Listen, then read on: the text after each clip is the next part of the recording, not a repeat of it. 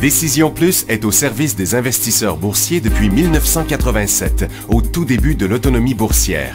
Notre logiciel de graphique Market Vision Plus et notre logiciel de code dynamique Trader Plus en ont fait sa renommée. Nous sommes encore ici parce que nous évoluons sans cesse et que nous servons bien nos clients. Découvrez nos produits et services spécialement conçus pour l'investisseur actif et autonome dans la boutique Décision Plus. Le logiciel de graphique Market Vision Plus est en français. C'est le logiciel le plus utilisé par les investisseurs de chez nous. C'est lui que vous voyez dans le feu de l'action. Trouvez, classez et analysez plus facilement avec cet outil sans pareil pour suivre la bourse et prendre les meilleures décisions. Gardez vos titres à l'œil avec Market Vision Plus. Consultez la boutique Décision Plus pour en faire l'essai pendant 10 jours sans aucun frais, c'est garanti. Laissez-nous vous guider pour analyser la bourse et prendre vos décisions. Les analystes de Guru.tv feront tout le travail pour vous. De minute en minute, nous classons les titres selon leur situation technique. Nous révélons les signaux d'achat et de vente.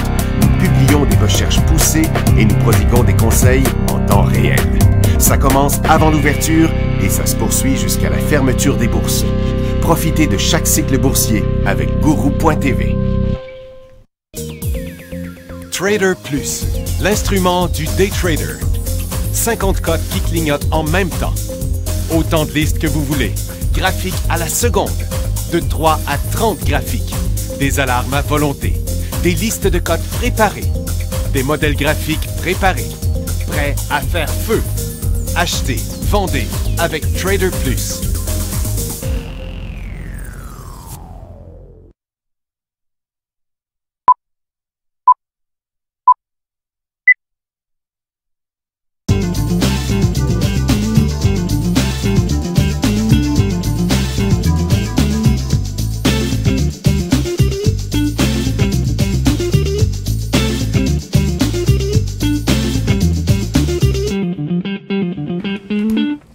Bonjour tout le monde, bienvenue dans le feu de l'action vendredi le 30 octobre 2015.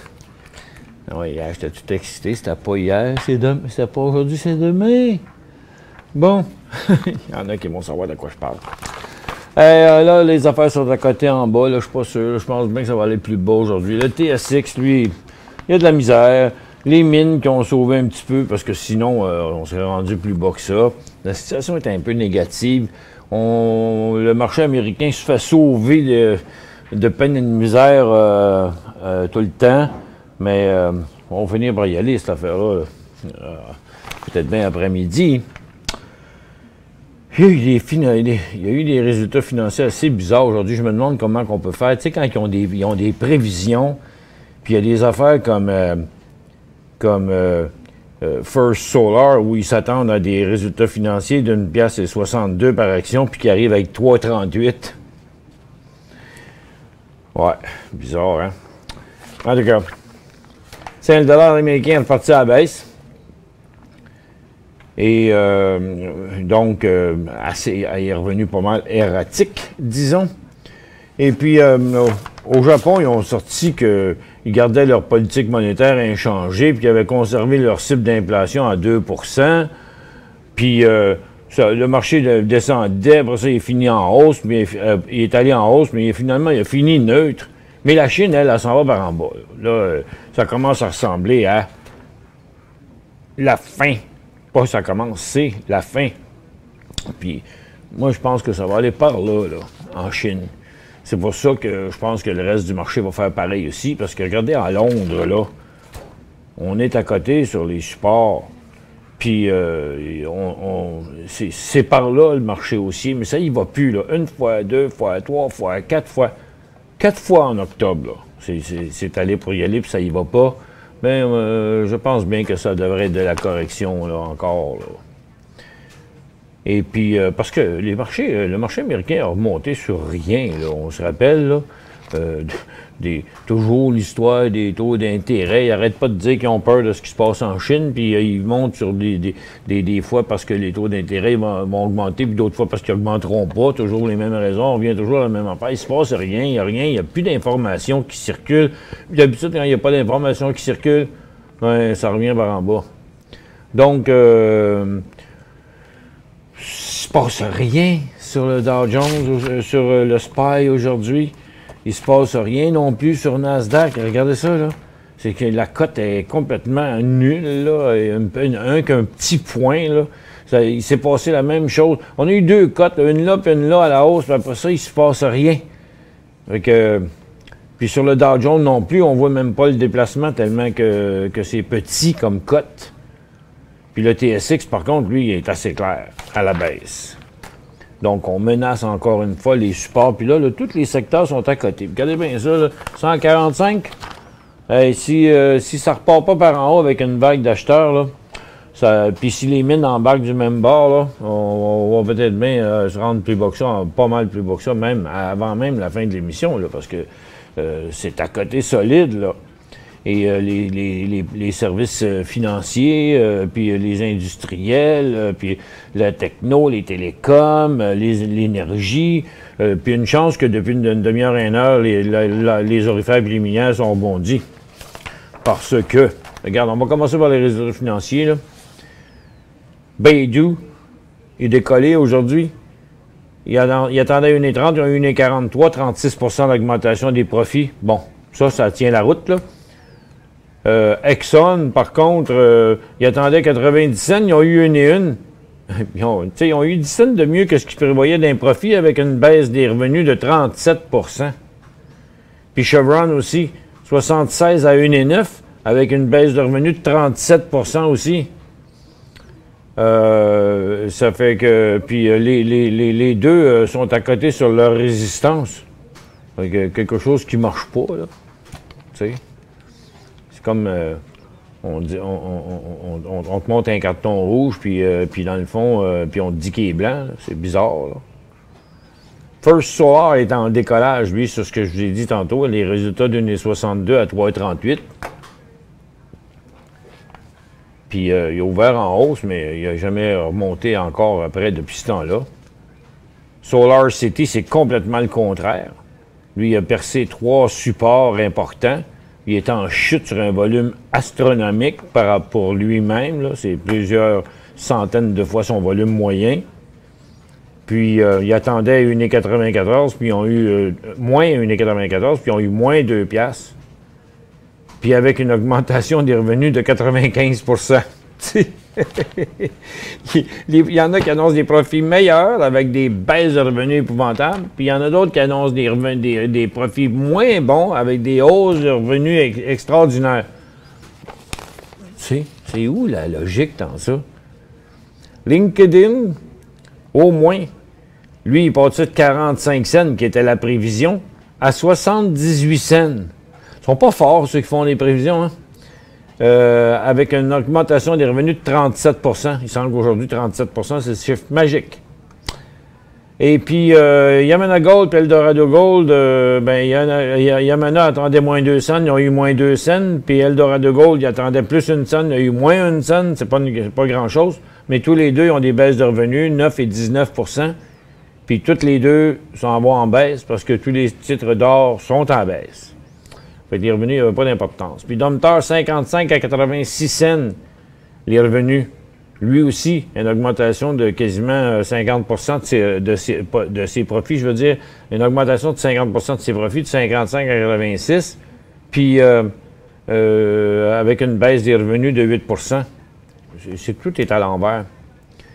KeyCorp, ils descendent parce qu'ils sortent de l'argent, parce qu'ils vont faire l'acquisition de First Niagara Financial.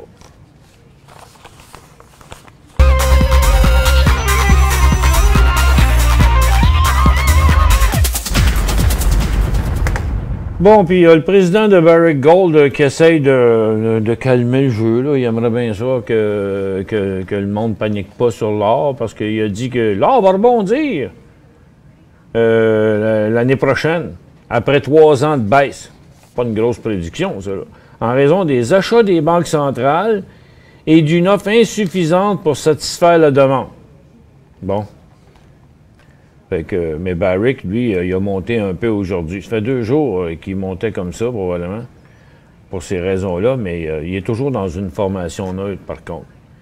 Puis Goldcorp, lui, il descend encore aujourd'hui parce qu'ils vont retarder les plans pour augmenter la production à la mine Cochenour au Canada jusqu'en 2016. Et on s'attend à une production à pleine capacité en fin 2016, début 2017.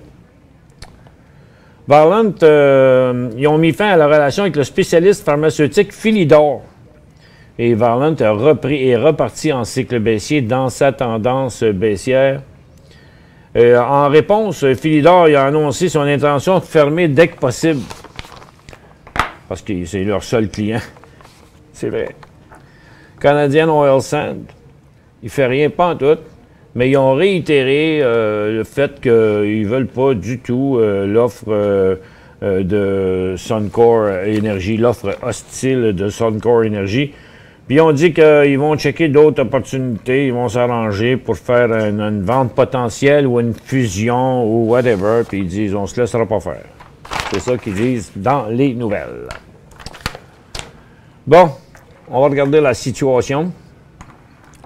Secteur l'énergie, là, USO fait rien. Il n'y a plus personne qui sait où ça s'en va, cette affaire-là, parce que ça ne bouge plus du tout. Là, les deux petites cotes insignifiantes d'hier et aujourd'hui, même si ça paraît volatile, c'est 14,61 à 14,73. Okay? Quand je vais mettre ça dans un graphique un petit peu plus long, en 15 minutes, là, sur une dizaine de jours, c'est ça, les mouvements qu'on a vus ce matin là, sont là.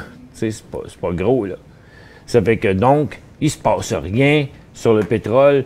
Mais le prochain coup à la hausse et à la baisse, préparez-vous à jouer ça parce que ça va bouger. Ce ne sera peut-être pas aujourd'hui, par exemple, mais que ça parte en hausse, là, 14,80 USO, là, c'est le temps d'acheter du HOU. Puis quand ça va planter en bas de 14,60, ça va être le temps d'acheter du HOD. Et puis, le gaz, lui, est toujours dans son cycle baissier. Baissant encore un peu ce matin, mais il rentre du loin le cycle baissier. Là. Il est un peu... c'est un peu risqué de prendre des positions à la baisse là, sur les gazières, parce que à un moment donné, il va arriver un rebond là-dedans. Là. Il y en a de temps en temps des rebonds. Donc, si vous aviez des positions en swing trading à la baisse dans le gaz, là, c'est l'heure, c'est le temps d'en racheter encore. Même si vous avez éliminé un peu de ces positions-là, c'est le temps peut-être d'en avoir moins, parce qu'il pourrait avoir des rebonds tôt ou tard. Et le secteur énergie, ben il repart tranquillement à la baisse, puis il suit toujours son cycle baissier, est toujours en baisse, là, donc il n'y a pas de perspective. C'est pas le temps d'acheter les titres pétroliers, là, pas encore, en tout cas.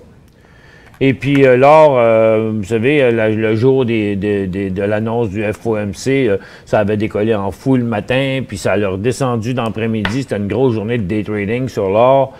Mais depuis ce temps-là, là, bang, bang, bang, ça fait 3 fois que ça descend.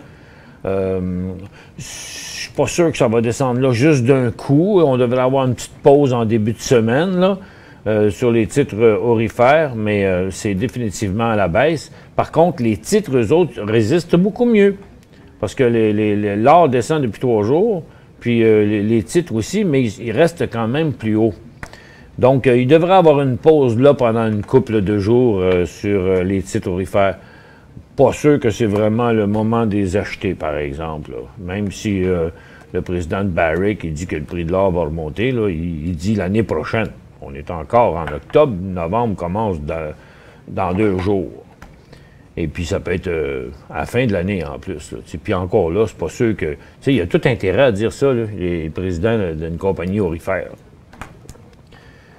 Et puis, le secteur minier, ben c'est un petit rebond aujourd'hui qui n'est pas très crédible. Oui, la situation est survendue, qui dit qu'il devrait y avoir un peu d'acheteurs à court terme, mais le potentiel à la hausse n'est pas très grand. Fait que c'est encore un peu risqué d'embarquer dans des stocks miniers, là. Aujourd'hui, d'ailleurs, il vient d'avoir une petite hausse, mais... ça reste une tendance baissière, puis ça revient un peu par là dans l'après-midi, puis ça va même montrer une accélération de la tendance, ça fait que c'est pas hot encore. Puis les secteurs, là, c'est tranquille sur le TSX, la consommation discrétionnaire fait une petite correction, les télécoms sont dans un cycle baissier, les aurifères aussi, les matériaux aussi, les minières aussi, le petit rebond n'est pas crédible. Donc, et puis dans les secteurs neutres, bien là, eux autres, ils s'en reviennent à la baisse. Les services financiers ont de la pression, la consommation de base est à côté sur son support. Ça pourrait être ça pourrait rebondir la semaine prochaine, par exemple, parce que la situation est super survendue et ça fait de nombreuses fois que ça fait ça depuis 2 mois, là, à chaque fois que les vendeurs reviennent en baisse, toujours moins haut, moins bas, puis ça peut rebondir à la hausse parce que les épiceries, si le marché descend, ça pourrait remonter. Pour joindre Michel Carignan et son équipe par courriel, écrivez à michelcarignan@decisionplus.com. 5 bonnes raisons de gérer vos investissements avec Banque Nationale Courtage Direct. Des frais de commission fixes à 9,95 en tout temps pour tous les clients et à partir de seulement 6,95 si vous êtes un investisseur actif. Aucun frais d'administration annuel si vous détenez plus de 20 000 $ dans vos comptes. La possibilité d'ouvrir des comptes enregistrés en devise américaine. Des outils performants afin de faciliter vos prises de décision. Un service à la clientèle primé et un niveau de satisfaction parmi les plus élevés de l'industrie. Pour en savoir plus, visitez le bncd.ca ou appelez-nous dès maintenant. Décision Plus est au service des investisseurs boursiers depuis 1987, au tout début de l'autonomie boursière. Notre logiciel de graphique Market Vision Plus et notre logiciel de code dynamique Trader Plus en ont fait sa renommée. Nous sommes encore ici parce que nous évoluons sans cesse et que nous servons bien nos clients. Découvrez nos produits et services spécialement conçus pour l'investisseur actif et autonome dans la boutique Décision Plus.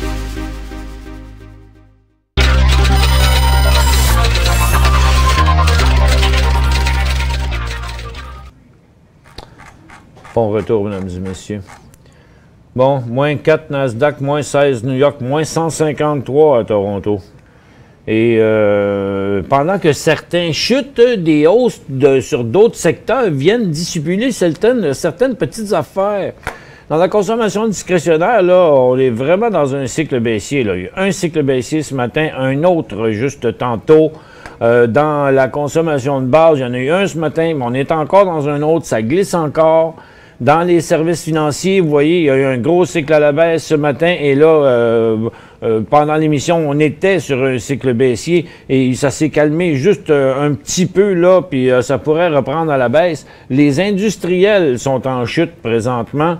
Vous voyez, il y a eu un cycle à la baisse encore ce matin, puis un autre encore ici, là, juste après 11h30. Et puis c'est CP là, qui est parti à la baisse. CN qui était beaucoup plus haut se corrige, puis là CP qui vient de faire un peu un nouveau bas. La technologie aussi est en train de redescendre. Là, il y a une petite vague de vendeurs là, sur le marché. Les télécoms aussi qui rechutent.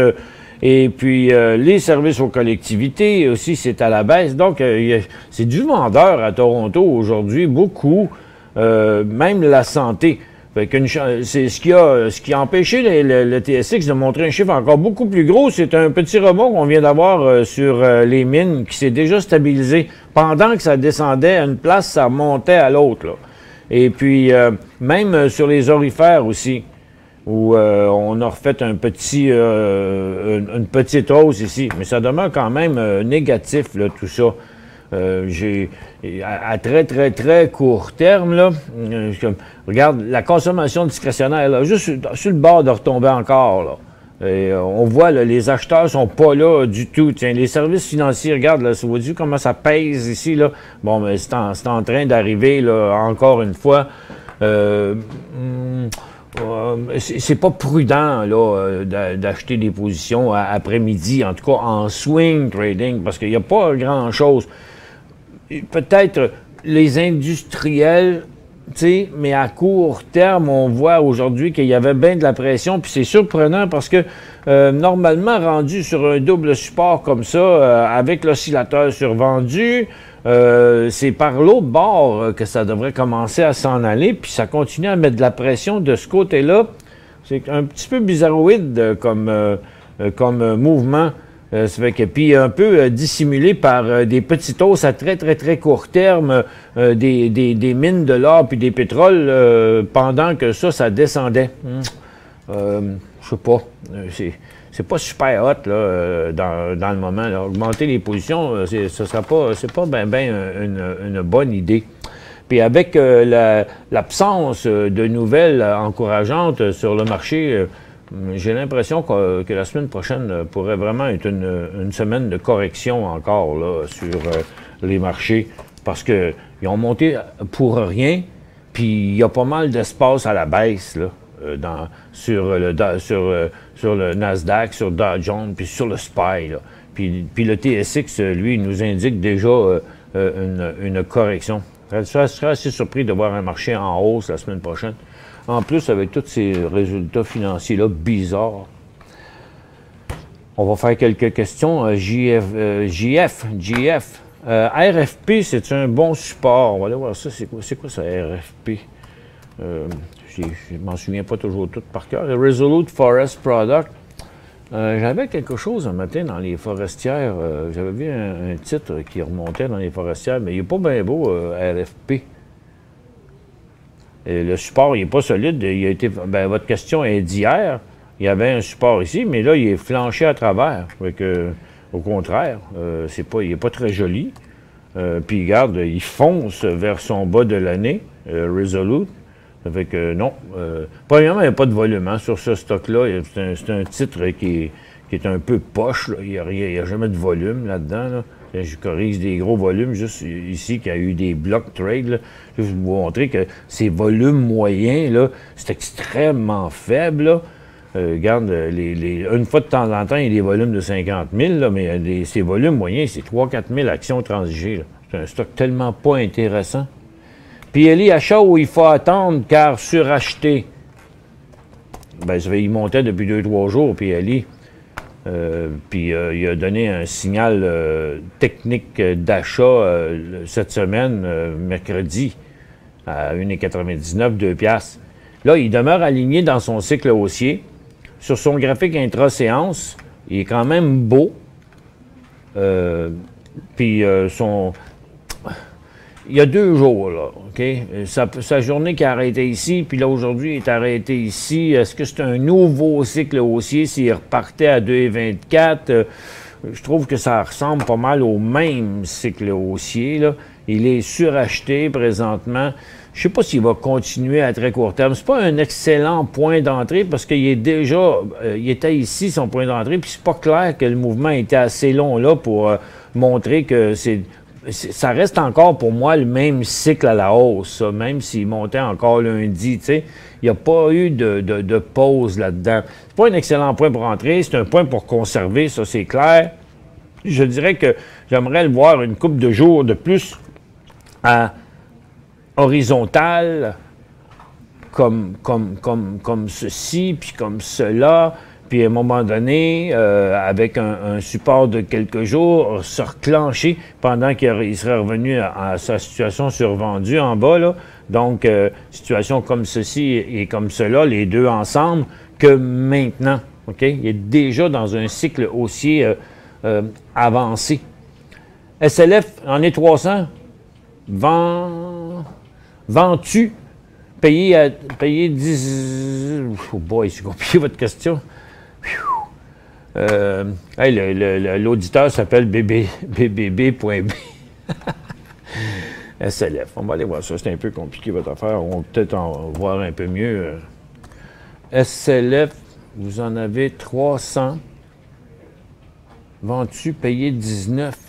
Je comprends pas. Vous avez payé ça 19 il y a 15 ans? Si je comprends bien votre question, vous l'avez lu pareil comme moi, là, à l'écran.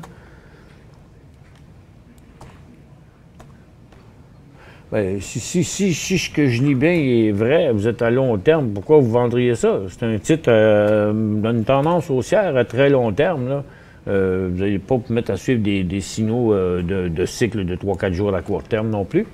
Moi, je dirais non, que vous les gardez.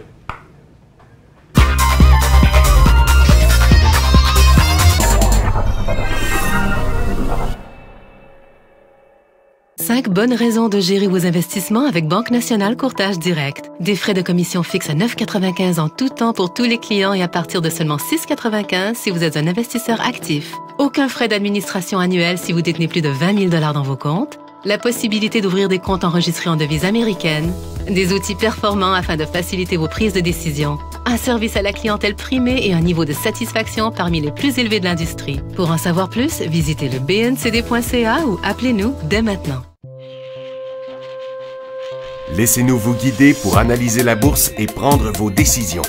Les analystes de Guru.tv feront tout le travail pour vous. De minute en minute, nous classons les titres selon leur situation technique. Nous révélons les signaux d'achat et de vente.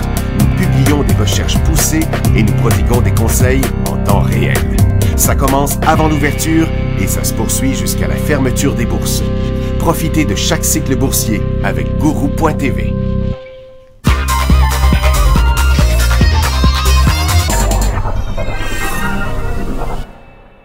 Bon retour, mesdames et messieurs. BAC.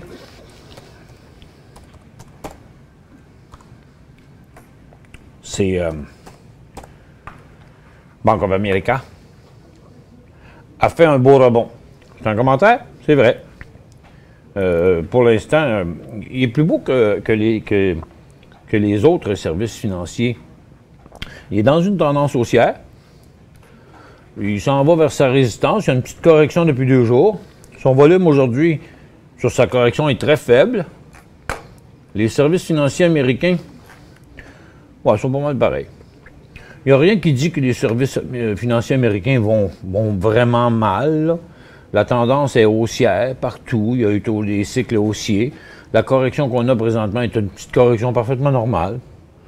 Je dirais qu'il n'y a rien d'énervant dans l'indice financier américain. Point d'entrée, NXP. Jean, c'est Nexen, ça? NXP. C'est ça. NXPI. OK. Il y avait une petite barre, vous avez vu mon affaire. NXPI. OK, c'est NXP Semi-Conducteur. Bon, c'est la compagnie, c'est NXP. Mais NXPI. Pas sûr. Écoute, il a planté solide ici, je sais pas pourquoi, là. M'as-tu dit quelque chose? Ça devait être ses résultats financiers, mais du Maxime. C'est vrai qu'il y a un beau support à ce niveau-là. C'était une compagnie qui était très solide il n'y a pas très longtemps encore, mais en 2015, la première portion de l'année a été bonne, la deuxième a été mauvaise. Est-ce que... c'est quand même un support très solide, là. On voit bien que lorsqu'il a atteint son support, on va commencer avec ma ligne, lorsqu'il a atteint son support important ici de novembre, décembre, janvier dernier, qui était celui du mois d'août aussi, que bien du monde ont dit OK, rendu là, ça va rebondir, c'est un support important. Moi, je dis que j'ai pas de problème si vous pensez que oui, ça peut rebondir de beaucoup à partir de là, mais par contre, si jamais il passait à travers de ça, à 70$, il aurait passé les 70$, il y aurait un signal de vente, mais c'est un petit peu inquiétant d'avoir une grosse chute qu'il y a eu comme ça. On va regarder son intra-séance, voir si on peut voir mieux. Tu sais, des fois... Bon, dans le très, très, très court terme, là, disons qu'on voit bien ici que c'est assez clair que passer 77, là, à 78,5, bon, il serait dans un nouveau cycle haussier. Mais, je pense que faudrait conserver ça. Faudrait garder un œil à court terme, là. Vous voyez, là, il a rebondi solide là, depuis hier. 77,50, prochain signal d'achat. 76, prochain signal de vente, mettons. Parce que sa formation est très claire. C'est à peu près tout le mieux que je peux dire là-dedans. ORT, gros volume à la baisse. Mauvaise nouvelle à venir. Temps de sortir. Pourquoi? Pourquoi? Il y a eu un volume là, mais c'était-tu vraiment un volume bien méchant? Là? On va regarder ça, ouais, hier. Ouais, OK, il y a eu une petite panique ici, là, mais il y a eu 500 000 actions transigées à l'intérieur des mêmes quelques minutes, là. C'est un peu bizarre. Ben, il est arrêté là.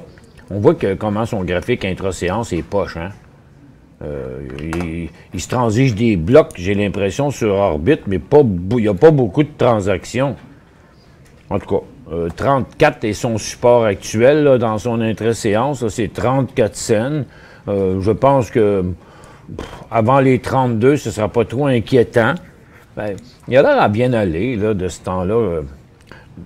Pour du swing trading à très court terme, je dirais qu'il y a un signal de vente à 32. Là. Mais je le t'offrais. ORT, achat à 32, achat, vendre ou garder. L'autre question de Claude, à peu près la même affaire. Levé à 32, gardez-le. Ça serait sortir pour rien. Là, c'est faire des trades pour faire des trades. Il ne faudrait pas sortir avant 32. Là. Au pire, vous sortez à votre prix payé. Que se passe-t-il avec ESL, Toronto? Une nouvelle attaque des traders américains? Possible. C'est quoi? C'est les états financiers. ESL? Hanghouse System? C'était pas le même stock qu'on parlait, Max. Est-ce une nouvelle attaque des traders américains? Si j'ai le stock que vous voulez parler, là, ESL Toronto, il est en tendance haussière. Il vient d'avoir un gros signal haussier dessus. Il se tient proche de sa résistance. Le marché se corrige, puis lui, il faiblit pas. Il a parlé de ESP parce que... Non, OK, c'est beau. Non, je vois pas le problème avec ça. J'ai un peu de difficulté ici, hein? Non, mais ça, c'est un problème technique, on oublie ça. Hein? Payer CSLF devrait vendre... Non, c'est la même question que tout à l'heure. HGU, achat, non. L'or s'en va par en bas. C'est pas le temps d'acheter de l'or. Mais c'est encore de la pression que je vous parlais tantôt est encore là. Hein? Regarde, là, les services financiers pèsent lourd dans le moment. On l'air là à la baisse. Regarde, on est rendu à moins 164, plus bas qu'on était tantôt. Regardez la consommation de base qui glisse. Tout est en train de reglisser encore. Là. Fait que, pour l'après-midi, là, ça ne regarde pas trop bien. Malgré que le marché américain résiste, le marché canadien est très faible. Là. Fait que, faudrait faire attention. Je pense que la semaine prochaine, ça pourrait bien ressembler à une semaine de correction. C'est un petit peu risqué de prendre des positions en après-midi. Puis regardez, l'or est en train de redescendre en plus. Fait que les affaires qui montaient tantôt, qui sauvaient le marché, sont en train de redescendre. Raison pourquoi le marché revient vers des plus bas. On pourrait bien se rendre à moins 200 l'après-midi. Merci tout le monde d'avoir été avec nous. On se retrouve la semaine prochaine, au mois de novembre.